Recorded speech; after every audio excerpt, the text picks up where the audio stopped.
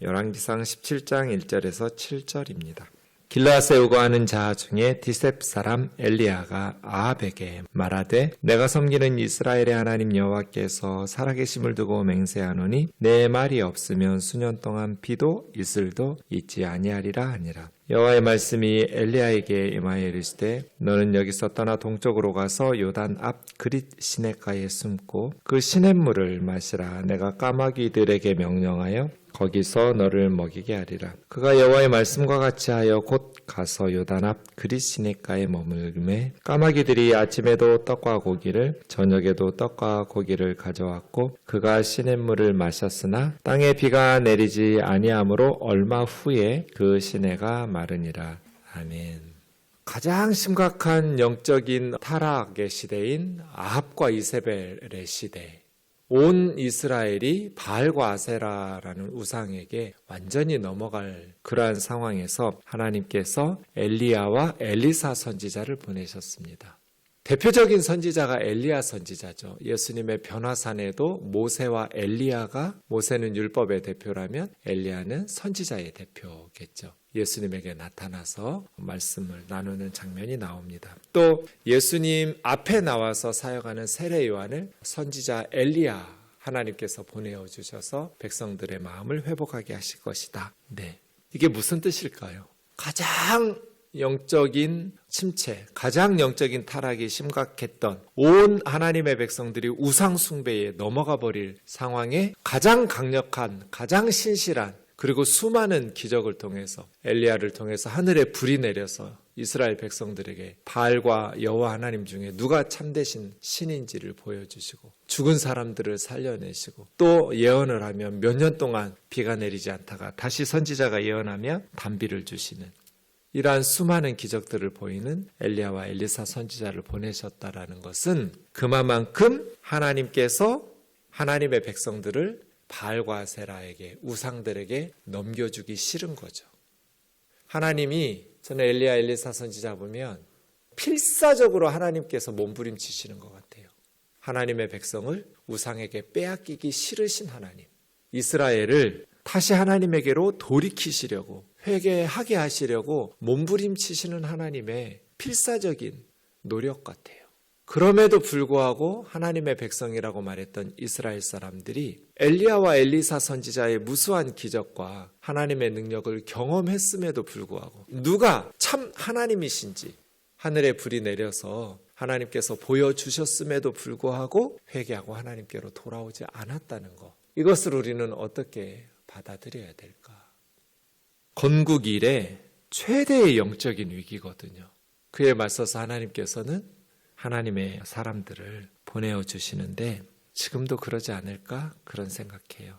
우리나라에도 가장 힘들었던, 복음이 전파되고 가장 힘들었던 일제강점기, 그리고 공산화되어져 가는 치하에서 주기철 손양원 목사님 같은 뿐 아니라 정말 탁월한 하나님의 종들을 보내어 주셔서 하나님의 백성들을, 그래서 하늘이 무너져도 숨쉴 구멍이 생기는 것 같아요. 하나님의 은혜로 가장 심각한 영적인 상황에서 가장 탁월한 엘리야, 엘리사 선지자를 보내어 주신 하나님, 그 하나님의 은혜로 하나님의 백성들이 회복되고 하나님 나라가 무너지지 않고 그 엄청난 영적인 타락의 상황에서도 하나님의 사람들이 살아남는, 그래서 역사의 회복, 또 회개를 통한 하나님 나라의 회복이 임하는 것 같습니다.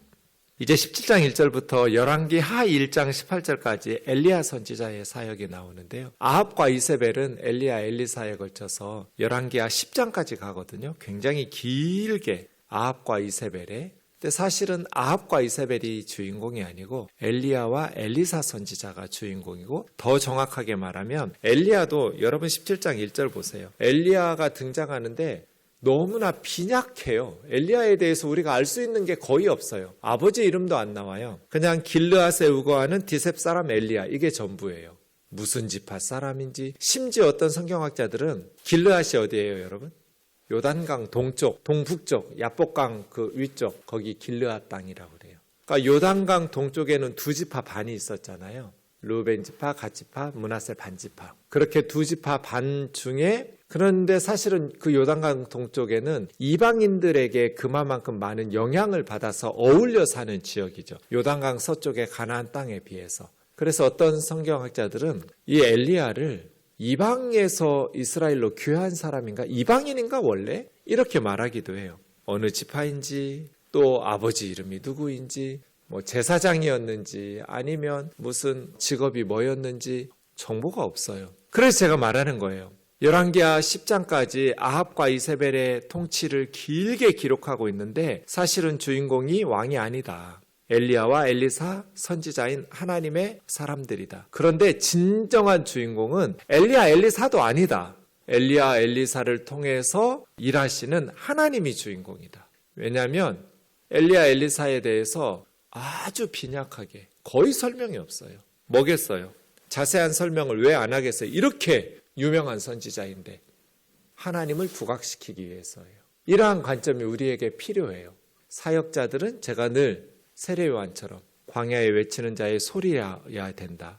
소리는 찌직거리면 안 돼요. 잡음이 들어가면 들을 수가 없어요. 선명하게 외쳐야 돼요. 세례요한처럼 나는 그분의 신발끈 풀어드리기도 감당치 못할 자라고, 나 주목하지 말라고, 내 뒤에 오시는 그분이 메시아고 나는 메시아가 아니라고. 요한과 안드레 같은 탁월한 제자들을 예수님의 제자들로 보내주시는, 자기는 선명하게 하나님의 말씀을 외치고 흔적도 남기지 않고 사라져버리는 소리, 광야에 외치는 자의 소리. 이것이 하나님의 종들의 사역의 자세예요. 위인전 쓰고 어쩌고 그런 게 아니에요. 엘리야 보세요. 자세한 설명이 없어요. 가장 탁월한 선지자이고 가장 위대한 선지자인데 자기를 드러내지를 않아요. 그냥 하나님의 종으로. 그래서 주인공은 하나님이시고 성경은 하나님을 부각시키지 사람을 드러내지 않으신다. 이렇게 말할 수 있습니다. 디셉이 어딘지도 몰라요. 여기밖에 안 나와요. 중요한 도시가 아니에요. 그냥 추측은 하죠.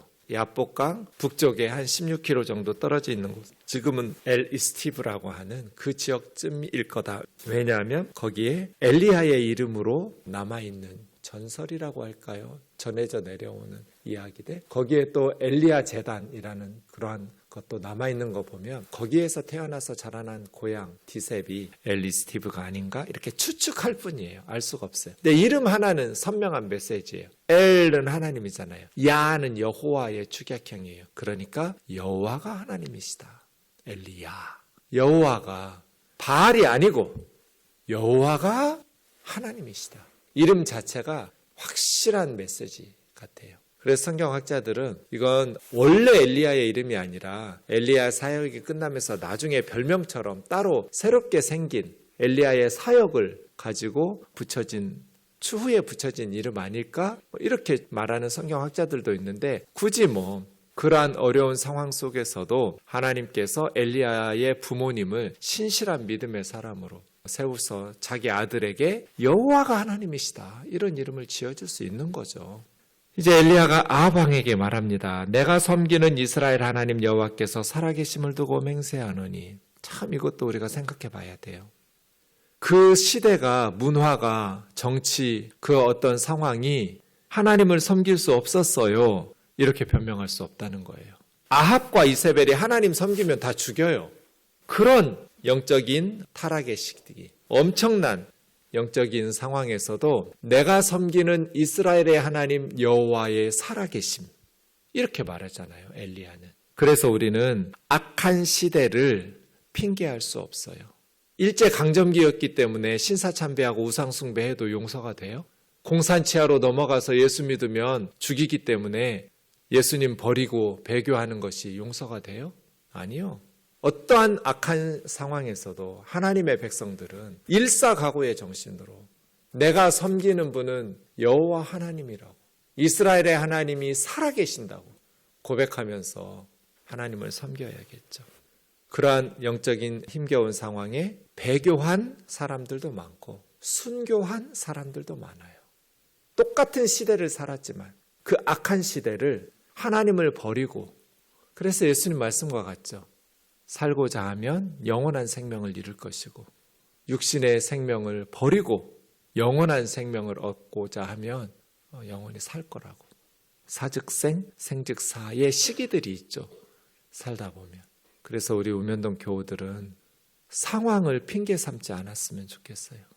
어떤 상황에서도 내가 섬기는 하나님은 살아계신다는 고백으로 그렇게 어려운 상황을, 악한 시대를 핑계하지 않았으면 좋겠습니다.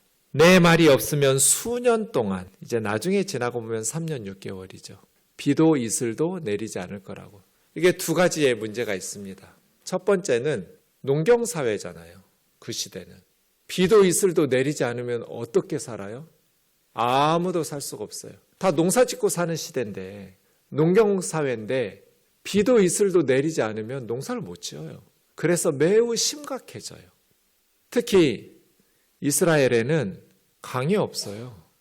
그래서 1년에 2번씩 비다운 비가 내려요. 겨울이 우기예요. 그게 이른비예요. 원래 민간력으로는 7월이 1월이라고 그랬죠. 종교력으로 하면 1월, 봄이 1월 시작하는데 6월절 시작하는 그때가 1월인데 원래 유대력, 민간력은 그 종교력 7월이 지금으로 하면 한 10월쯤 돼요. 이때부터 1월이 시작돼요. 그러면서 겨울에 오는 비를 이른비라고 하고 한 11월쯤 와요. 그다음에 3월쯤 오는 봄비를 늦은 비라고 그래요. 이렇게 가나안 땅에 제대로 된 비는 이른비와 늦은비 두 우기가 있고요. 나머지는 이슬이 내려야 돼요. 그런데 비도 이슬도 있지 않으면 어떻게 농사를 짓고 어떻게 살아요? 이래서 심각하고요. 두 번째 심각한 것은 바알이 비를 흡족이 때마다 내려주면서 풍요를 주는 신이에요. 그러니까 이세벨이 시집 와가지고 제가 아합은 어제 이세벨 자기 와이프의 아바타라고 그랬잖아요. 아합 왕은 호수압이에요. 실질적인 이스라엘의 왕은 이세벨이에요. 그런데 이세벨이 끌고 왔던 바알, 아세라, 그 바알의 신이 비의 신이에요. 비를 주관하면서 풍요를 주는 신이 바알이에요. 그런데 지금 여호와의 살아계심을 두고 맹세하노니 비를 주관하시는 분은 바알 신이 아니라 이스라엘의 하나님 여호와라고 지금 엘리야 선지자는 아합 왕에게 선포하는 거예요.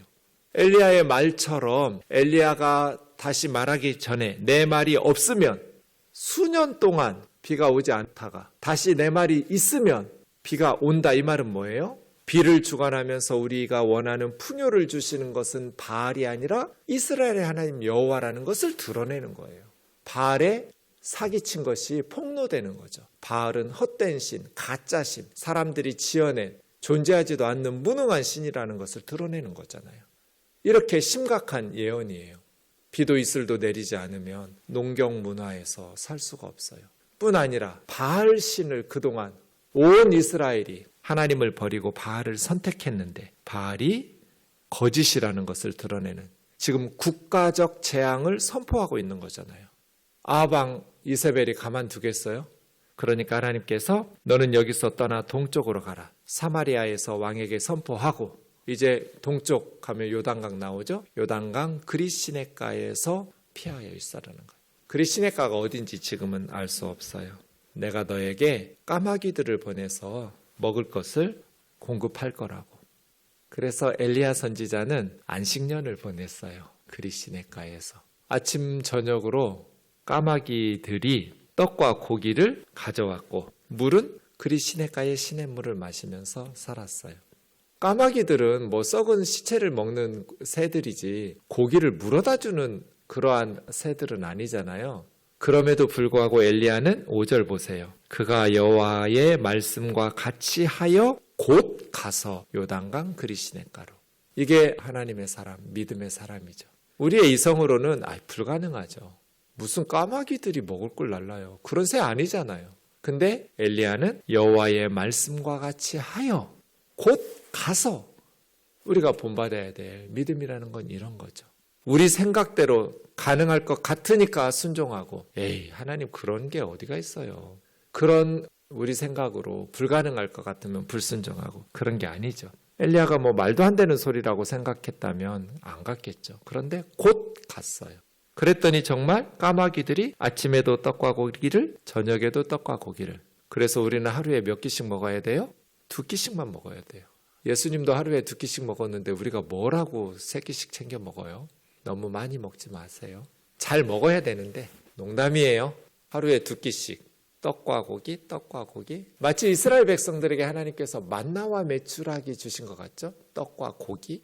엘리야 선지자도 얼마 동안 있었는지는 모르겠어요. 왜냐하면 그리 시내가 비가 오지 않으니까 곧 시냇물도 말라버렸어요. 그래서 거기 계속 있을 수가 없고 이제 사르밧 과부의 집으로 가라 하셔서 이방인 사르밧 과부의 집으로 이동하는데요. 이것이 사역자들이죠.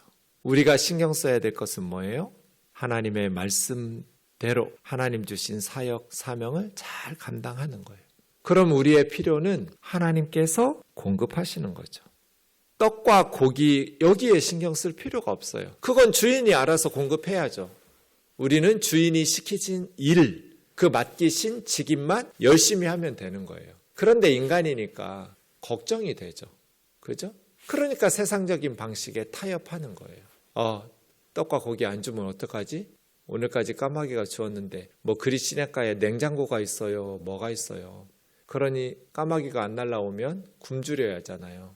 근데 믿음 있는 사람은 내일도 보내주실 하나님을 신뢰하면서 편안히 쉴 거고, 믿음이 없는 사람은 불안해하면서 세상적인 방법을 동원하면서 타협할 거고, 그렇게 우리도 마찬가지예요. 저와 여러분이 힘써야 될 것은 하나님께서 우리에게 맡겨주신 사역을 잘 감당하는 것.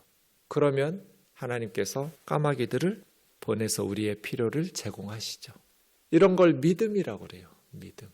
말씀 준비하면서 지나온 삶을 돌아보니까 진짜 순간순간 하나님께서 까마귀들을 보내셨어요. 개척교회 하는 게 뭐 다 어렵잖아요. 저뿐 아니라. 제가 신대원 가기 전까지는 여유 있게 살았어요. 근데 신학대학원에 가니까 극빈자가 되었어요. 돈이 없는 거예요. 근데 저는 또 고지식해가지고 결혼은 독립이라고 제가 신학대학원 1학년 신대원 합격해놓고 결혼식 했거든요. 인간의 생각대로 참 인생이 안 돼요. 원래 생각은 3학년쯤 아이를 임신하면 되겠다. 아내가 직장이 있었으니까. 그래서 1학년, 2학년 때는 그렇게 살면. 근데 신혼여행 다녀와서 아이가 임신이 됐어요. 바로. 그래서 아내가 일을 할 수 없었어요. 여러분 그렇게 살아보셨어요? 수입 제로. 한 달 수입이 제로예요. 저는 학교 다녀야 하잖아요. 하나님 앞에 약속한 게 있어서 신대원 1학년 때는 저는 전도사 사역도 안 했어요. 그냥 제가 졸업했던 학교에 가서 매주 가서 전도하고 후배들 성경 가르쳤어요. 그 후배 중에 하나가 한승훈 집사예요.